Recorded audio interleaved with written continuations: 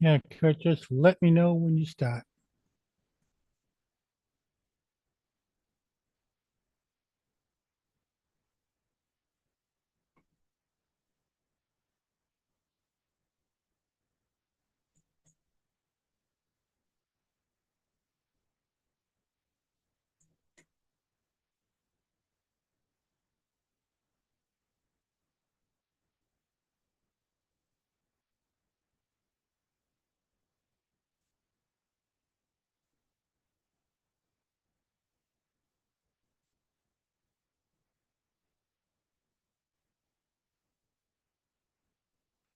Hey, folks, welcome to Revolutionize Your Marketing. It's myself tonight. I'm in charge of the whole thing here tonight. So if things get a little messed up, I'm sorry, but I am not used to hosting my own show, you might say. But yeah, there's been some little technical difficulties, so we're starting a little later than usual. Waiting for my guest to show up. Hopefully, he's not having technical problems. Um, there's been some tough weather in different parts of the country, so we lost power overnight, but it's back, as you can tell. I am here and enjoying it. My computer is actually playing games on my other screen here. It's one of those things. That's what happens when you go live. So let me see. Um, Up here last weekend, we had a very large festival. What's known up here as the one of the largest free folk festivals in the country. And I think I froze.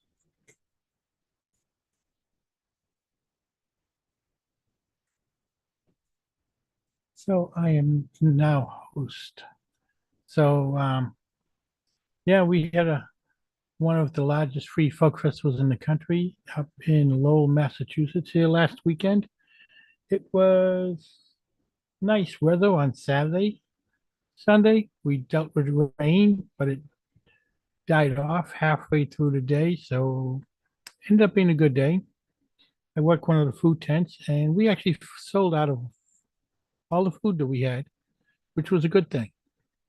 Um, yeah, the Dave City has been putting it on now for 34, 37 years, I think. Started off many years ago with, I don't even know if they still do it. It used to be a national folk festival. They used to take a different city every year and put the festival on.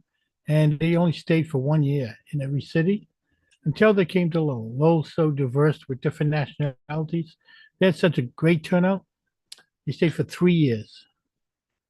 And the city kept it up after that. It's still free. They have 5, 6 stages throughout the downtown area. Yeah, it's a little hard driving around downtown that weekend. It's the last weekend of July of every year. There was only 2 years when they didn't do it, and that was because of COVID.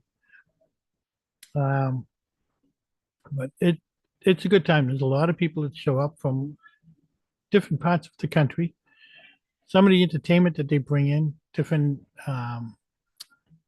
nationality of music, food, arts and crafts. Some of the groups came from other countries outside the U.S. I think there was 3 or 4 of them. Um, they they have a. I did some talking with the gentleman I know that's in charge of the festivals, and I asked him a simple question: where do they get their music from? Apparently, there's a national organization that has lists of all kinds of bands and entertainment. They have it all categorized. So what they do every year is they turn around and they ask this national committee, we're looking for this type of entertainment, this type of entertainment, and this type of entertainment. And they'll go through their categories and they'll ask the groups if they're available on certain dates. And when they come up with three in each group, then they they send out um, either videos or musical recordings of the three different groups, and then the city will pick one in each category that they'll take for the 3 days. It's a 3 day festival. It starts on Friday at 5 o'clock. Of course, it stops at nighttime around 11 o'clock, and then picks up the next day around 10, 11 o'clock, and goes until 11 o'clock that night on Saturday. Sunday it goes from 11 o'clock till 5, 5:30. And yeah, the food tent that I work at last year, I believe they took in $34,000. That tells you how many people show up for this. Um, Up until last year, I think it was the number one largest free folk festival in the country. Now it's number two. I'm dying to find out who number one is and see what they're doing differently. But yeah, so I do marketing, and I have a person that I'm working with who has an international e-cookbook. It's an ebook right now because it's over 500 pages with over 300 recipes in it. And what I did, I created a flyer for it, and well, not for it, for her, and hung them up and displayed them at our table, at our tent. And hopefully people order the cookbook for her. That's one of the ways I like promoting people. Um, Other ways is I basically do ads on all social media platforms for businesses. And about 10 months ago, I got okay to do 30-second video commercials on live stream TV, like Disney Plus, Hulu, and all the Paramounts. I do this podcast every Friday that I fell into. I say fell into it because I was helping a client down in North Carolina who was trying to start up a nonprofit. And she was already working with a couple of different people from the business platform known as Alignable. Um, she was already doing a podcast at the time I met up with her. And I was helping on the podcast with her with a couple of other people. And I think at one point she got a little depressed. It wasn't going the way she had hoped it would. 3 weeks in a row, she did not show up for the podcast. We did, so we kept it going. And on the third week, my friend Kurt here, who would normally be here, he says to me, he goes, John, have you ever thought of doing a podcast? I said, well, I've been thinking about it. Why? He goes, good. You want to start now? My first podcast was 10 minutes after he asked me that. And that's how I fell into the podcast. Excuse me. But yeah, if you know anybody who has a business, or if you have a business, those of you who are listening to this now or the recording on my YouTube channel, it should be on Alignable. If you're not, if you are, make sure you're active on it, because this is one example. You never know who you're going to talk to and where it's going to lead. I've got people I'm working with from Alignable on different projects. And yeah, it's a networking for businesses. I became an ambassador for them in December, created a brand new alliance, what they call an alliance up here. It's an area to get local businesses to meet other local businesses. So I do an in-person networking event once a month. Um, and it was brand new at the time when I became an ambassador. And since then, it's been 7 months, and I've got almost 200 members in the alliance now. What drove me to it is Alignable has a contest at the beginning of every year, um, where you get so many votes to give out to people across the country and Canada that have either helped you or have helped other people. Um, and you simply give them a vote. And what Alignable does is at the end, they add up for each city and town that you're in. Like my town of Draken, um, last year in 2024, I came in first to my town. So I get the title of 2024, and I did it again in 25. So 2024 and 2025, Drake Business Person of the Year. Uh, Goes along to be used on publicity and things like that. Um, and last last year in 24, I came in first place with only 9 votes. My daughter came in second with 5. And when I looked on the town of Drake on Alignable, there was over 600 businesses, which led me to believe that, hey, all these businesses are not active on Alignable. So how do I get them to be more active? Become an ambassador, do an in-person networking, bring these businesses in free of charge. I do it at a restaurant so they can eat, they can drink, socialize, take turns each month talking about their business, letting people know in detail what they do, and give demonstrations if they can.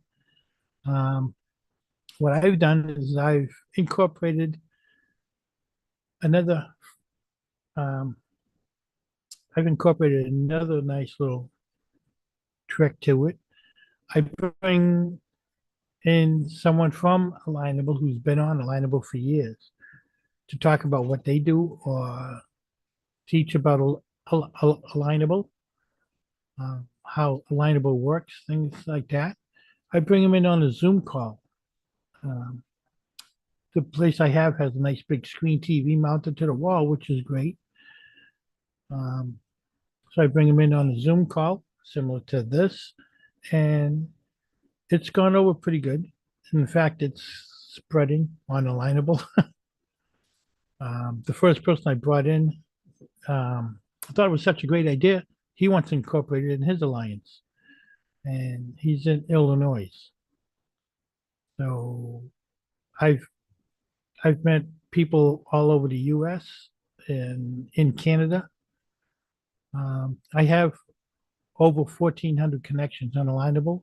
So if you have a business and you need help, don't be afraid to get a hold of me. If I can't help you myself, I've got plenty of people that can. I've got connections in just about any field you can think of, from lawyers to health to technical, even cybersecurity, anything in between. Um,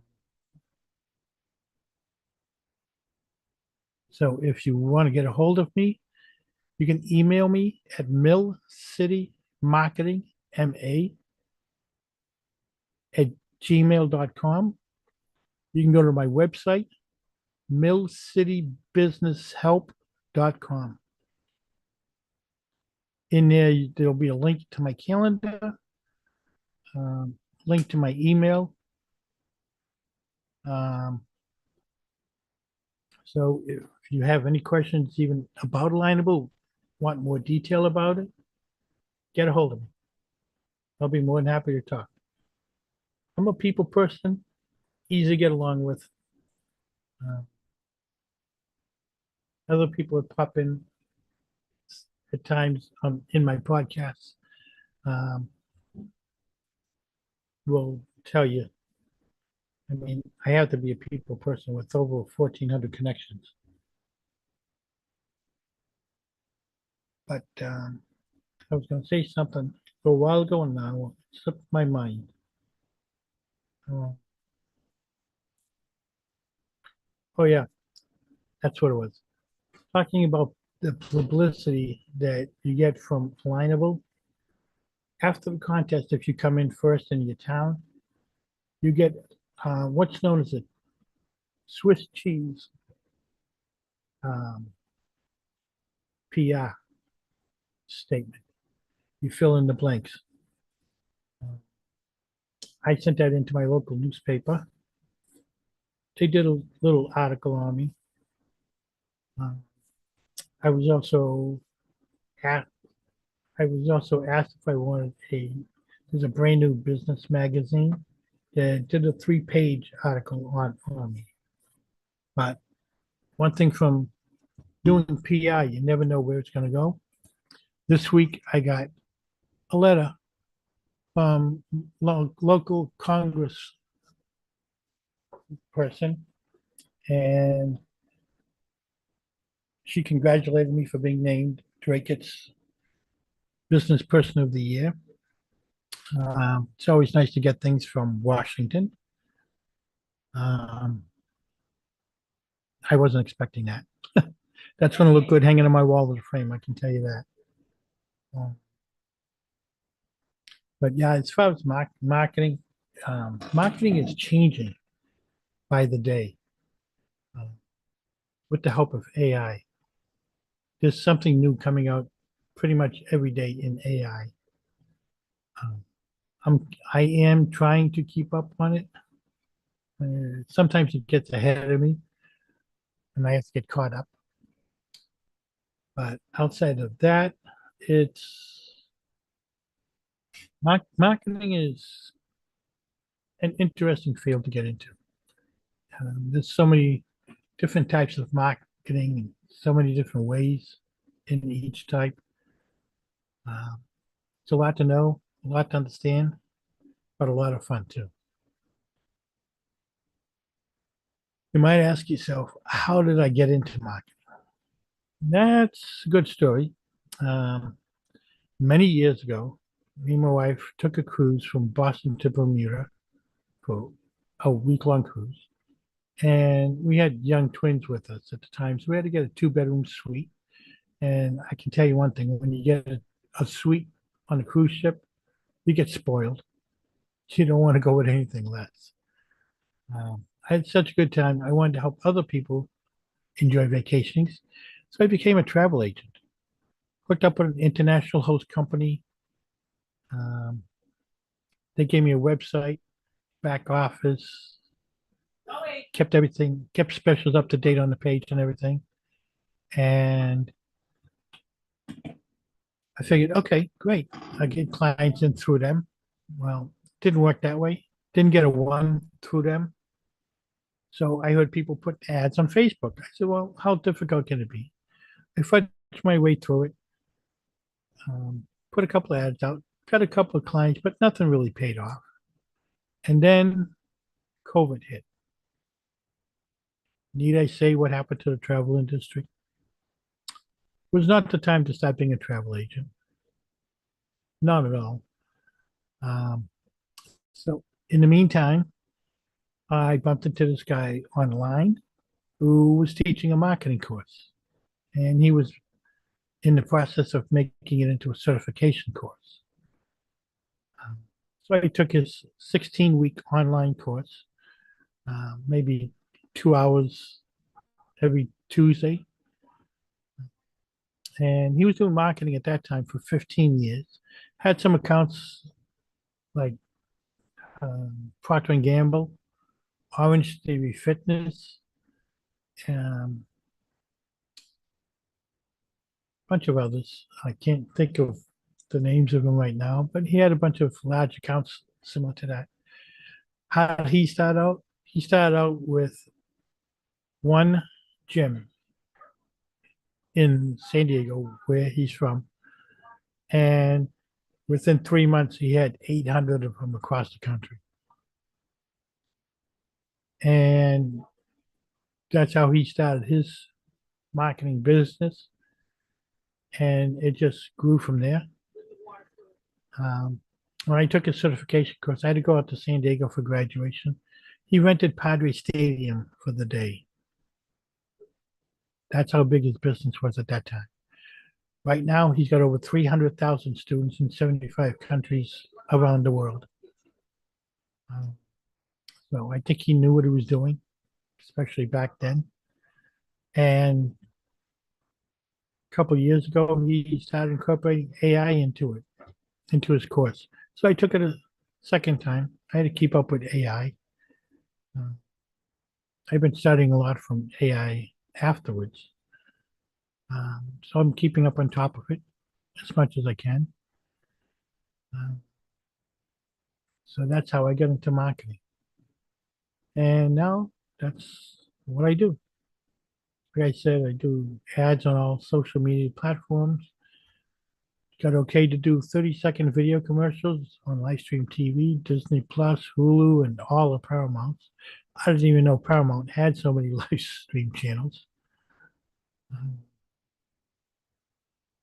And even with the 30-second video commercials, you can still define down who you want the ads to be seen by, either by the area you want it to be seen in, if you want to stay local, or if you want to just go cross country, we can do that too.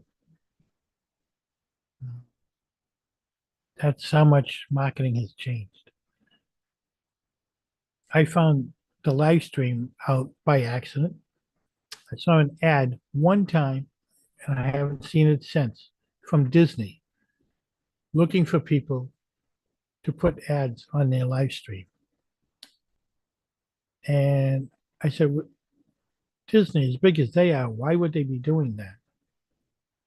They've been doing it all this time. And this is how marketing has changed. I wasn't going to fill out the information.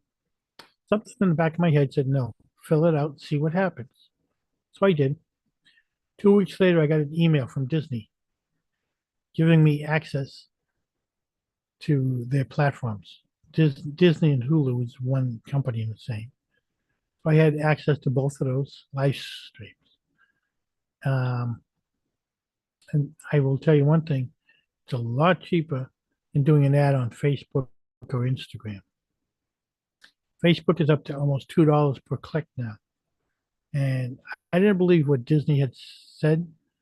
So I checked it out myself. I put a $500 budget in for a month. And that would give me over 12,000 views. Now, if you figure that out, that comes out close to 25 cents per view. 25 cents per view is a lot better than $2 per click. So that was about 10 months ago. I got the okay for that. That's how much marketing is changing. Because a lot of people are watching live stream now. They're not watching regular TV channels. A lot of them aren't even listening to radio. A lot of people are live streaming channels, whether it's Disney, movies and shows on Hulu, or Paramount. Paramount even live streams NFL games. What do you think I'm going to be doing for the Super Bowl?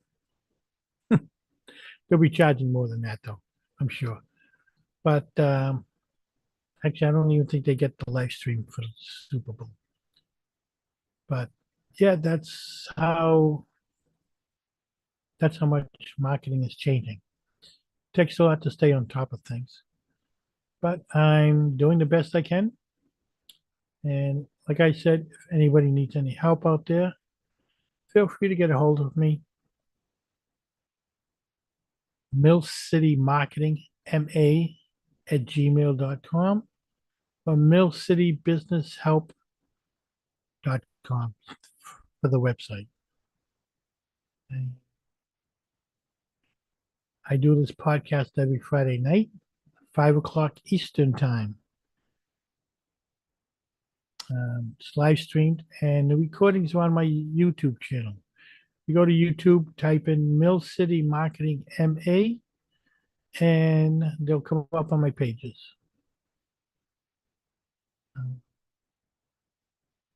That's pretty much all I have to say tonight. Um, if you like my podcast, I've got a surprise for you next Friday. I have a guest coming in next Friday that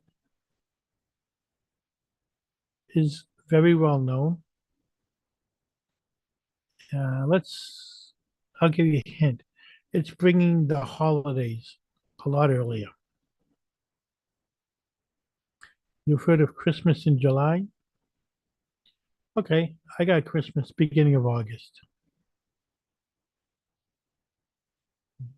Can't figure out who my guest is?